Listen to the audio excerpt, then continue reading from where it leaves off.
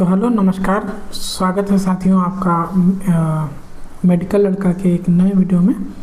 तो आज की वीडियो में मेनली हम लोग बात करने वाले हैं बिहार स्टाफ नर्स 2026, जिसके बारे में मैंने शायद पिछली वीडियो में भी बात की है। और ये जो वैकेंसी ये पूरी तरह नेशनल हेल्थ मिशन बेस्ड है, यानी आप इसको कॉन्ट्रैक्चुअल पोस्ट समझ सकते हैं। तो अभी से करीब, जैसे कि मैंने उस वीडियो में बात की थी, अगर आपने वो वीडियो नहीं देखी है तो मैं एक बार उसका लिंक आपको यहाँ पे आई बटन पे पेस्ट कर दूँगा। तो उस वीडियो में मैंने ये बात की थी कि अभी से करीब 2026 की NHM वैकेंसी क्लियर होने में करीब आपको लगा लीजिए कि 2 से ढाई महीने का टाइम है। तो 2 से ढाई महीने के टाइम में आप कैसे बिहार स्टाफ नर्स को टारगेट कर सकते हैं, इसके बारे में आज के वीडियो में हम लोग बात करेंगे, कंप्लीट रोड मैप के बारे में। तो चलिए एक एक करके चीज़ों को समझते हैं। और आपसे रिक्वेस्ट है कि आप अगर यहाँ तक आ गए हैं तो चैनल को सब्सक्राइब करें, वीडियो को लाइक करें। आप लोग वीडियो को लाइक नहीं करते हैं, हालांकि कमेंट लाइक से ज़्यादा होते हैं। और अपने दोस्तों को ये वीडियो शेयर करें। तो चलिए आगे बढ़ते हैं। पहला काम आपको करना है, आपको अपने बेसिक्स क्लियर कर लेने हैं। बेसिक्स ये मैं बात कर रहा हूँ नर्सिंग के बेसिक्स की। देखिए, समझने के लिए समझिए कि जो कॉम्पिटिटिव एग्ज़ाम की जो तैयारी होती है तो उसमें तैयारी 2 तरह से होती है। पहली बात तो आपको पूरा सिलेबस का पता होना चाहिए।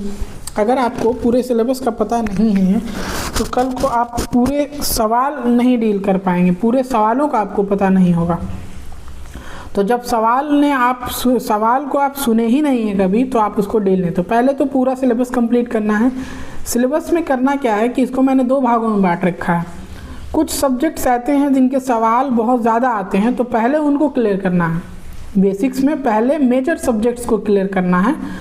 जैसे OBG गायनी हो गया, बहुत ज़्यादा सवाल पूछे जाते हैं इस पर। फंडामेंटल ऑफ नर्सिंग हो गया, ठीक है, मेडिकल सर्जिकल नर्सिंग हो गया। ये पोर्शन तो आधा समझ लीजिए, बहुत ज़्यादा लंबा है और इसका यूज़ भी होता है।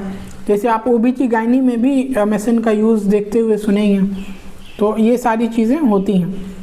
फिर आपको पीडियाट्रिक्स कंप्लीट करना है, उससे भी सवाल अक्सर बहुत ज़्यादा पूछे जाते हैं। कम्युनिटी कवर करना है, कम्युनिटी के बारे में हम और ट्रिक बताएंगे ये कब कवर करना है। तो ये हैं आपके मेजर सब्जेक्ट, जो पूछे जाने वाले मेजर सब्जेक्ट्स हैं। आपको सिलेबस कवर करना है तो पहले आपको इन सारे सब्जेक्ट्स को अच्छे से नोट्स बना के कवर करना है, ठीक है। इसके बारे में भी हम लोग आगे वीडियो में बात करेंगे।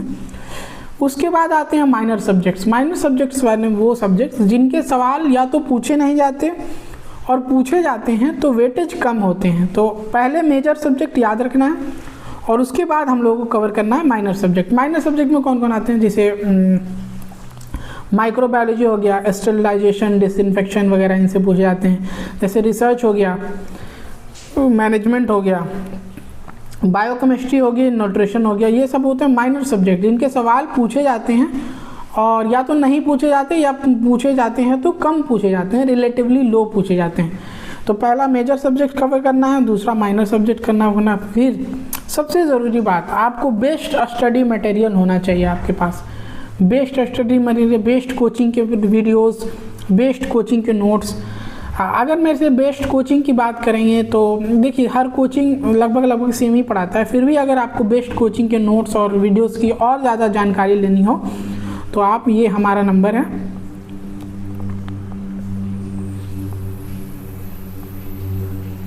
इस पर आप फ़ोन कर सकते हैं। मैं कई बार बिजी होता हूँ तो मैं हो सकता है आपका फ़ोन न उठाऊँ, पर आप 2-3 बार ट्राई करेंगे तो शायद लग जाए। इस नंबर पे आप फ़ोन कर सकते हैं, या फिर इस वीडियो के लिंक में व्हाट्सअप ग्रुप का लिंक है, तो आप वहाँ से जुड़ सकते हैं व्हाट्सअप ग्रुप के लिंक पे।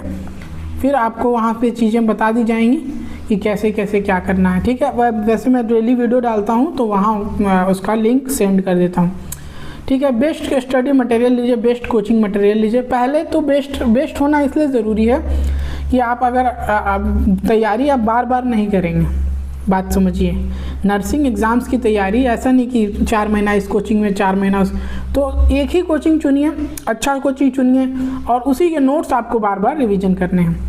फिर सबसे ज़रूरी बात जो मैंने अपने केस में जानी कि एक रूटीन बनाना है, स्मार्ट रूटीन बनाना है और स्मार्ट रूटीन बना के स्टिक रहना है। रेगुलरिटी बहुत ज़रूरी है। रेगुलरिटी, अगर आप रेगुलर नहीं रहेंगे, जैसे आपने MWF का अलग रूटीन बनाया, TTS का अलग रूटीन बनाया और आप कैजुअल हो गए, कहे कि नहीं आज का काम कल पे, कल का काम आ जाए, तो आपका सिलेबस लंबा होता जाएगा, फिर आपका सिलेबस कभी कंप्लीट नहीं हो पाएगा। ठीक है, तो एक स्मार्ट रूटीन बनाना है और स्टिक रहना है प्लान के साथ डटे रहना है, चाहे कुछ भी हो जाए।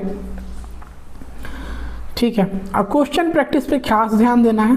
जैसे डेली आप पढ़ रहे हैं, जैसे PR यादव ले लीजिए या टारगेट हाई ले लीजिए या मिशन परिचारिका ले लीजिए।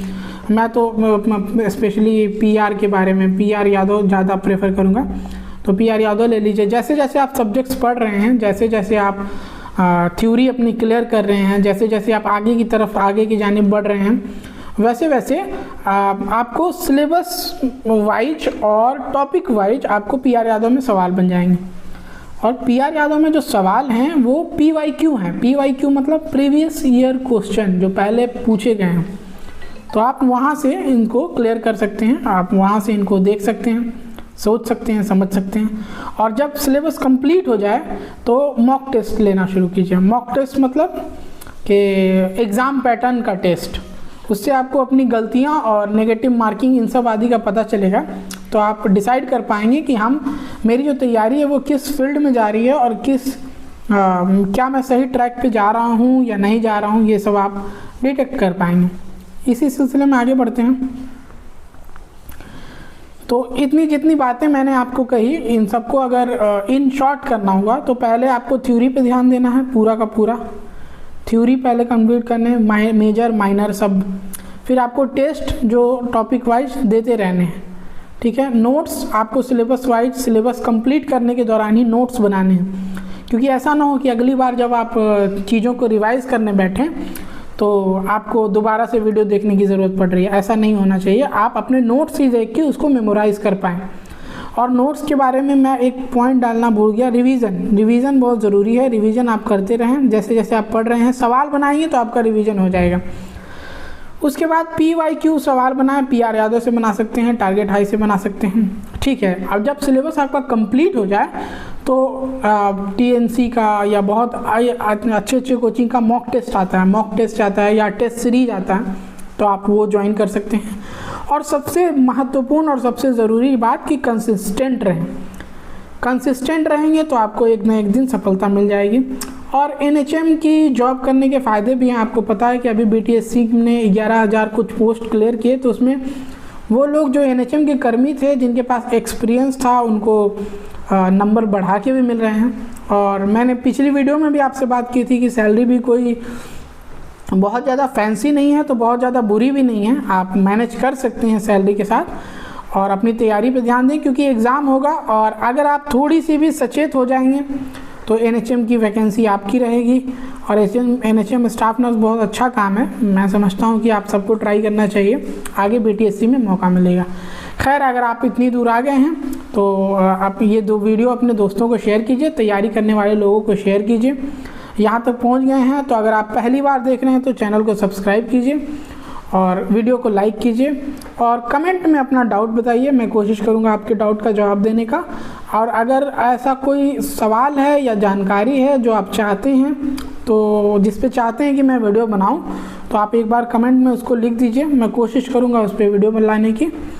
तो चलिए, आज के लिए इतना ही। मिलते हैं किसी अन्य वीडियो में किसी अन्य टॉपिक के साथ, किसी और क्लास को लेके। तब तक के लिए नमस्कार, आदाब और दुआओं में हमें याद रखिएगा।